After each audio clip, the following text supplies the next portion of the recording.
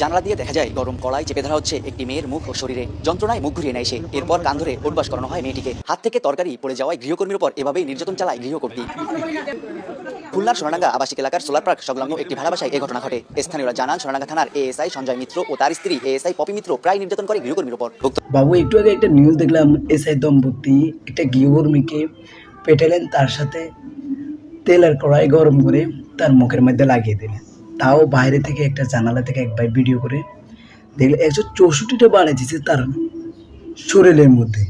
উনি ভিডিও করে দেখে যে বলতেছে যে আজকে যেহেতু 164টা বাড়ে দিচ্ছে, এর আগে আরো মারছে। বিচার কার কাছে চাইবেন? বিচার কারে করতে দেবেন?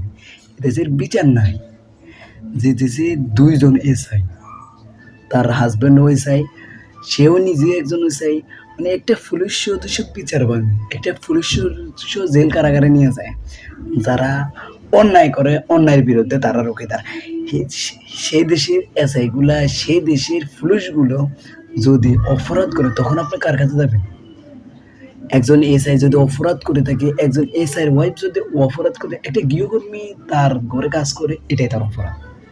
মানে তাদের ফিট আছে, আর কিছু নাই। কেন মানে তাদের ফিট কেন দিচ্ছে আল্লাহ তাআলা? এটাই তাদের অপরাধ। তারা কাজ করে খাবে কেন? এটাই তাদের অপরাধ।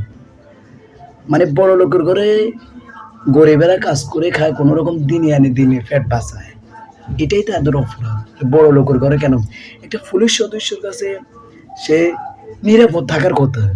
আপনি অন্যান্য কথা বাদ দেন, একটা পুলিশ সদস্যের ঘরে কাজ করলে নিরাপদ থাকার কথা সবাই থেকে। 100%-এর মধ্যে 95% পুলিশ সদস্যর ঘরে নিরাপদ থাকার কথা। একজন গৃহকর্মী ওই জায়গায় নিরাপদ থাকা তো দূরের কথা, আরও তাকে পিটালেন। মানে পিটালেন তো পিটালেন, 164টা বাড়েছেন, তারপরও তেলের কড়াই গরম করে তার মুখের মধ্যে লাগিয়ে দিয়েছে।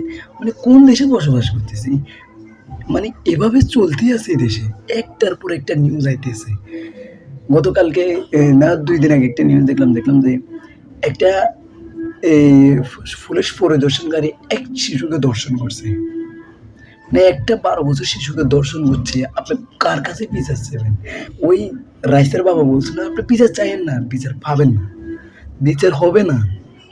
এদেশে এসে এখন ধরে নিছে, দেখছিলাম যে পুলিশ সদস্য তার ফাঁসের বাসা সবাই গেছে, যাই গেট বাড়িয়েছে, কেউ গেট খুলে না। তখন বাড়িওয়ালারা ফোন দিছে, বলে যে দোনো হাজব্যান্ড ওয়াইফ দোনোজনে এসআই। তো কার কাছে বিচার চাইবেন? পুলিশ সদস্যরা যদি অপরাধ করে থাকে, আর নিরপরাধকারীরা কি করবে? মানে যারা অপরাধ করে তাদেরকে কি বলবেন? এদেশের বিচার ব্যবস্থা খুব খারাপ পর্যায়ে চলে গেছে। আর এদেশের এখন মানুষ নেই রে ভাই। মানুষ এখন জাহেল জানোয়ার হয়ে গেছে, জালিম হয়ে গেছে।